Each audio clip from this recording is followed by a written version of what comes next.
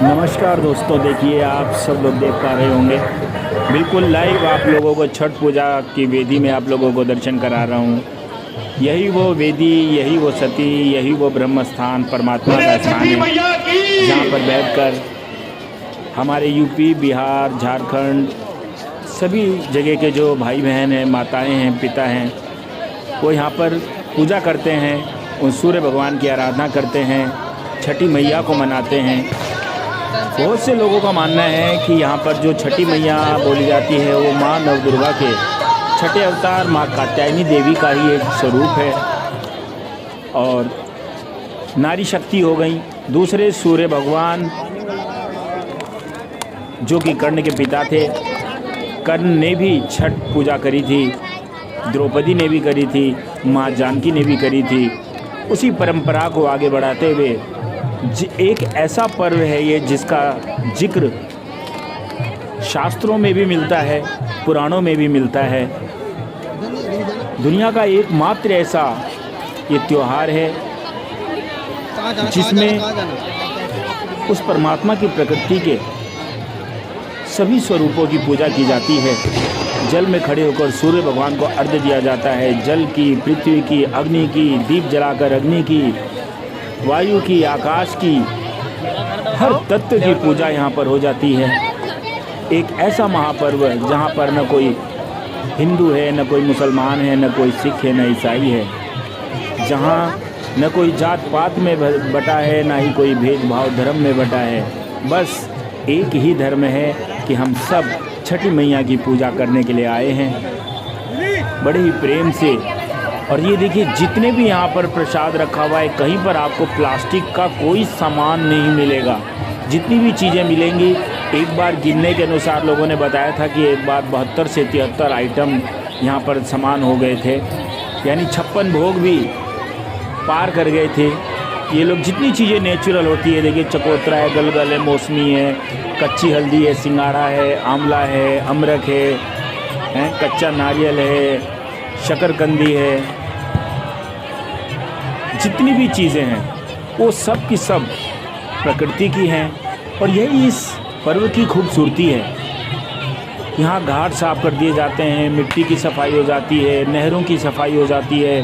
प्रकृति को इतना शुद्ध कर देता है ये पर्व, ये त्यौहार, कि मैं तो कहता हूँ ये त्यौहार दुनिया में हर इंसान को मनाना चाहिए। और हर त्यौहार को प्रकृति से जोड़कर कुछ न कुछ सामंजस्य बिठाकर हमें प्रकृति की देख रेख करनी चाहिए, उनकी सेवा करनी चाहिए। जिस प्रकार ये हमारे यूपी बिहार के भाई नहरों की सफाई कर देते हैं, वेदी बनाकर जगह की सफाई करते हैं, कहीं कोई गंदगी नहीं, कहीं कोई चीज़ बनावटी नहीं, सब कुछ नेचुरल है। देखिए आप अनानास को देखिए, गन्ने को देखिए, माला को देखिए, कहीं कोई चीज़ आपको प्रदूषण फैलाने वाली प्लास्टिक की, टोकरी तक देखिए, टोकरी, कपड़ा, कोई भी चीज़ आपको दूर दूर तक कहीं पर भी प्लास्टिक का कोई सामान दिखाई नहीं देगा। हाँ, एक जगह हमने देखा, लेकिन वो अपने ठाकुर जी को लेकर उसमें आए हुए थे। जब हमने उनसे पूछा तो उन्होंने बोला हाँ भैया ठाकुर जी को हम लेके आए, इसमें कहीं गिर न जाए इस वजह से। लेकिन चलो एक दो कोई चीज़ चल जाती है, लेकिन इतना शुद्ध, इतना परम पवित्र ये त्यौहार 4 दिन का पूरी दुनिया में मनाए जाने वाला इकलौता इतना कठिन त्यौहार है, व्रत है जो माताएं बहनें हमारी करती हैं। और पहला दिन जो होता है, जो हमारा एक पहला दिन 25 तारीख का था, नहाए खाए जिसे बोलते हैं। अक्सर आप लोगों ने देखा होगा शहरों में जब हमारी माताएं बहनें व्रत रखती हैं तो अन्यथा मत लीजिएगा, क्योंकि मेरा काम सब्जी का है, मैं जाता रहता हूँ, देता हूँ, तो पता रहता है। तो वो होता है ना कई बार कि चलो कल तो व्रत है, कुछ बच्चे भी होते हैं तो वो भी व्रत रखना चाहते हैं, तो एक दिन पहले हाँ भाई चलो आज मोमोज़ खा लेते हैं, पिज़्ज़ा मंगा लेते हैं, थोड़ा सा बाहर का खा लेते हैं, कुछ अच्छा बना लेते हैं, चलो मटर पनीर बना लेते हैं, आज कल तो व्रत रखना है। और थोड़ा कुट्टू का आटा ले आना कल के लिए, अगर वैसे 6 केले लगते हैं तो आज 12 केले ले आना, क्योंकि कल। मेरी इन सब बातों को कोई भी अन्यथा ना लें। मैं बस इतना समझाना चाहता हूँ, अपनी इस प्राचीन परंपरा की जो विशेषताएं हैं वो आप लोगों को बताना चाहता हूं कि एक ऐसा भी व्रत संसार में है जो 50 घंटे, 60 घंटे, 72 घंटे तक का होता है।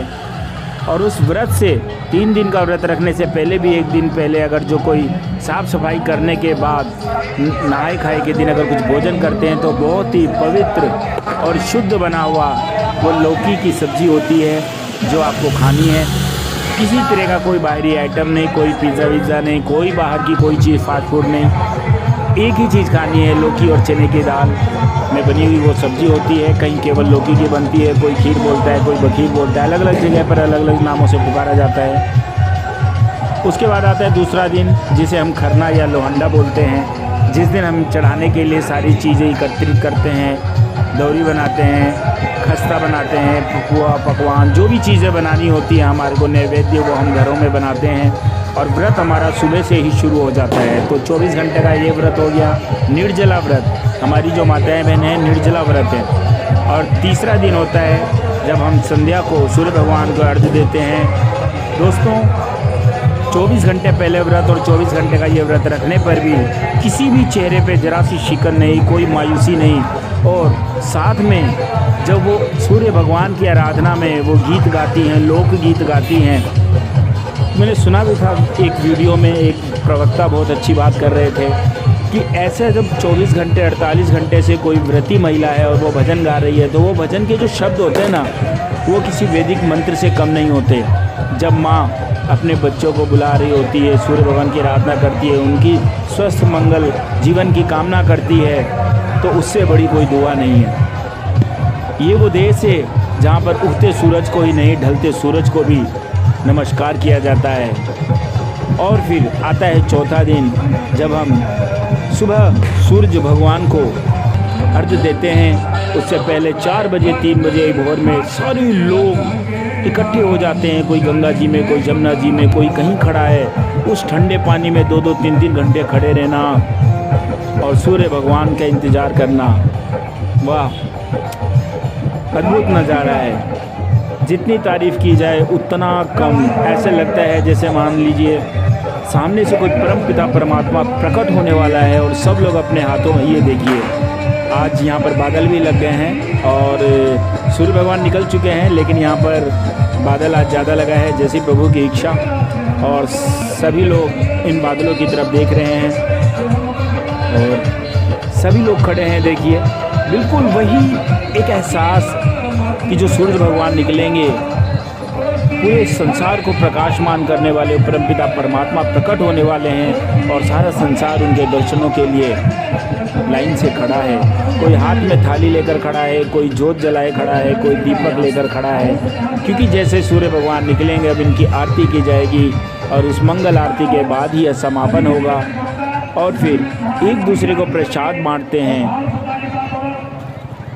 और फिर उसके बाद सभी लोग अपने घरों को प्रस्थान करते हैं, अपने घरों में थोड़ी सी पूजा करते हैं और उसके बाद वो एक दूसरे के यहाँ घरों में भी प्रसाद बांटने का कार्यक्रम शुरू हो जाता है। तो दोस्तों ये कोई पर्व नहीं, कोई त्यौहार नहीं, यह एक बहुत बड़ी आस्था है, एक संकल्प है, उस परमात्मा की शक्ति है जो 2-2 3-3 दिन लगातार निर्जला व्रत रहने के बाद भी इतना कुछ करती हैं। ऐसी माताओं बहनों के लिए उनके चरणों में हम प्रणाम करते हैं और उस परमपिता परमात्मा सूरज भगवान से, छठी मैया से प्रार्थना करते हैं कि हमारी बहनों को और शक्ति दें और ऊर्जा दें। और इसी प्रकार यह जो हमारा पर्व है छठ पर्व, यह समस्त संसार में मनाया जाए। बस इतना कहना चाहूँगा कि 1-2 जगह हमने देखा जहाँ आतिशीबाजी ज़्यादा हो रही थी, कृपया पंडाल से हमें जब भी हम ये प्रोग्राम करें, क्योंकि शुद्धता का प्रतीक है हमारा छठ महापर्व। जितना शुद्धता का प्रतीक हमारा छठ महापर्व है, इतना हमारे देश में कोई भी पर्व इतनी शुद्धता के साथ नहीं मनाया जाता है। तो इसलिए जो एकाध जने इस जल के अंदर भी बम फोड़ रहे हैं, मैं उनसे प्रार्थना करूंगा अगर मेरी वीडियो उन तक पहुंचती है या उनके जानकारों के पास कि इसको अलग किया जाए। हर जगह बम फोड़ना, पटाखे फोड़ना ज़रूरी नहीं है। आपकी आस्था, आपकी श्रद्धा प्रबल होनी चाहिए। अगर आपके मन में सच्ची श्रद्धा है, थोड़ा सब्र है, सबूरी बाबा कहते हैं ना कि मन में अगर श्रद्धा और सबूरी रखोगे तो सब कुछ मिलेगा। लेकिन साल का एक पर्व है, अगर एक आध बम आपने फोड़ लिया चलो हम समझ सकते हैं, लेकिन कृपया गंगा जल में न फोड़ें, जल को प्रदूषित ना करें। और मनाते रहिए, गाते रहिए छठ मैया के भजन, छठ मैया के कीर्तन और त्यौहार पर्व। मिलते हैं अगली वीडियो में, तब तक आप सभी अपना